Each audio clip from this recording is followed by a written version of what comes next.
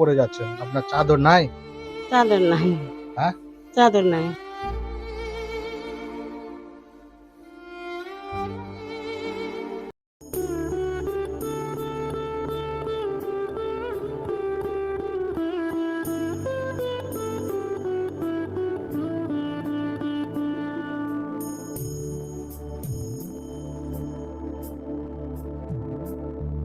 পারে আপনার? বাপরে, বাড়ি ঘর, এটা বাড়ি? বাড়ি ঘরের অবস্থা তো খুব ভালো না। অবস্থা খুব খারাপ, তো কি করবো? আর বইন বাটা কইছে যে খারাপ বাপের ওই ছবি খালি না। ওই আমি একদিন বলেছিলাম, চিনতে পারছেন আমাকে? হ্যাঁ, পাচ্ছি। বলেছিলাম যে আপনার জন্য কিছু ব্যবস্থা করেছি ঠান্ডার দিনে রাত্রেবেলা। আর আমি লক্ষ্য করছি আপনাকে যে আপনি যখন আমার দোকান যাচ্ছেন তো গায়ের যে চাদরটা, ওটা একটা কাপড় পরে যাচ্ছেন, আপনার চাদর নাই? চাদর নাই। হ্যাঁ, চাদর নাই। আর বাইরে করে ঠান্ডার দিনে কোথাও যাবেন তো সেরকম চাদর নাই? না বাবু, চাদর নাই।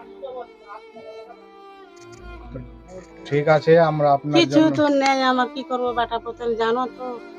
ছেলে মেয়েও নাই না? নাই। ছেলে মেয়ে কেউ নেই? মেয়ে আছে, 3টা বিয়ে দিয়ে দিয়েছি। ছেলে নেই? এখন একালাই বাড়ি আমি তো ছেলে একটাও নেই, কি করবো? আপনার ছেলে ছিল আগে, এখন নাই? একটাও নেই। 5 বছরের, 8 বছরের সব মারা গেছে। দুটো গিয়ে 4 ছেলে জি, চারটে আমার মারা গেছে। 4টে মারা গেছে।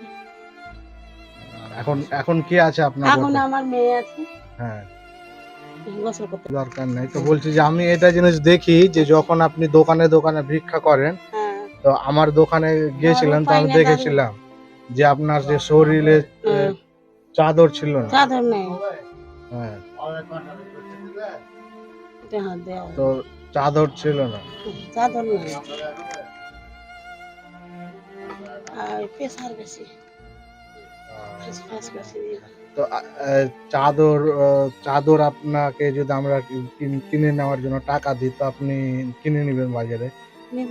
তো কিন্তু আপনাকে আমি দেখতে চাই শুক্রবারের দিন, হ্যাঁ, আবার তো কালকে শুক্রবার, হ্যাঁ, তো কালকে যাতে আপনি নতুন চাদর গায়ে দিয়ে যেতে চান। আচ্ছা। ঠিক আছে, ঠান্ডার দিন আমাকে খুব খারাপ লাগছে কিন্তু। কি করবো দাদু? তো এই যে প্রাণী ডাক্তার ফিরোজ আজকে মাকে 250 টাকা আলাদা ভাবেই দিচ্ছে, মানে একটা চাদরের জন্য। কারণ আমরা দেখি, এই যে 250 টাকা তুলে দিল, আমরা দেখি যে এই শুক্রবারের দিনে মা আমাদের দোকানে দোকানে দোকানে ভিক্ষা করে। তা আমি লক্ষ্য করেছি যে চাদর ছিল না মায়ের। তো আমরা মায়েরকে বললাম, তারপর ফিরোজের সাথে আলোচনা করেছিলাম। ফিরোজ তো এমনিতেই আমাদেরকে দেয়, এই যে আমাদের প্রাণী ডাক্তার ফিরোজ। তো এই ফিরোজদা আমাদেরকে অনেক সময় হেল্প করে। তো এই মায়ের কথা যখনই আমরা বললাম, তখন সঙ্গে সঙ্গে এখন প্রাণী ডাক্তার ফিরোজ 250 টাকা দিল চাদর নেওয়ার জন্য। পরবর্তী দিনে ফিরোজ আরো সহযোগিতা করবে, এটা ইনশাল্লাহ চেষ্টা করব। দোয়া করবেন, আমরা আমি যদি করতে পারি সবাইকে। তো আর আমরা একটা কম্বলও নিয়ে এসেছি রাত্রে আপনার থাকার জন্য, মানে রাত্রে ঘুমানোর জন্য। ফিরোজ বাবু, এই যে কম্বল গুলো যে আমরা আপনাকে দিচ্ছি কিনা, তো অনেকেই আমাদেরকে টাকা দেয়, 10 টাকা 20 টাকা, বিদেশ থেকে পাঠায়, কেরালা বোম্বাই যারা বিদেশে কাজ করে, অনেক মাস্টার আছে, অনেকেই সহযোগিতা করে। তো তাদের সহযোগিতা নিয়ে আজকে আমরা আপনার হাতে তুলে দিচ্ছি, ঠিক আছে? তো আপনাকে আমরা বলতে চাই সবার জন্য আপনি দোয়া করবেন। আচ্ছা দাদু, করবো। যাতে সবাই যারা যে দিচ্ছে।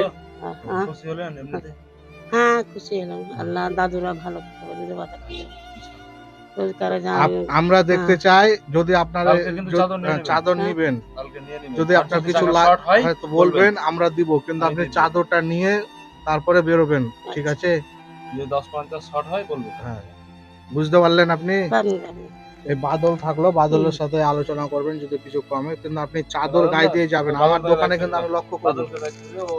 এই বাদলদাকে আমরা বলছি, এই যে বাদলদা রয়েছে, বাদলদাকে আমরা বলছি বাদলদা যে এই মা যাতে টাকা দিলাম, আর যদি টাকা পয়সা কিছু কমে আমরা লাগিয়ে দেবো। তুমি একটু বলবা দোকানদারকে যাতে কালকের মধ্যে, মানে আমরা ভালো চাদরটা একটু গায়ে দিয়ে যাবেন, ঠিক আছে?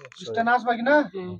আসবা, তুমি আমি দোকানদারের সাথে কথা বলে লাগে আর দোকানদার বললেও কম দিয়ে দিবে, অসুবিধা নেই তো। কিন্তু আমি কালকে শুক্রবারের দিন যাতে আমি দেখি যে আমার মা যাতে চাদর গায়ে দিয়ে যাচ্ছে, আর আপনিও আমার মায়ের মতো না, ঠিক আছে? ঠিক আছে বাবা। আমরা তো চাইছি না আছে যে বাবা, আমাদের থাকেন। একটা মা কষ্ট থাকবে, খারাপ লাগবে না। হুম। আর তো আপনি অবশ্যই এই চাদরটা গায়ে দিয়ে যাবেন কালকে, ঠিক আছে? ঠিক আছে থাকেন। ঠিক আছে।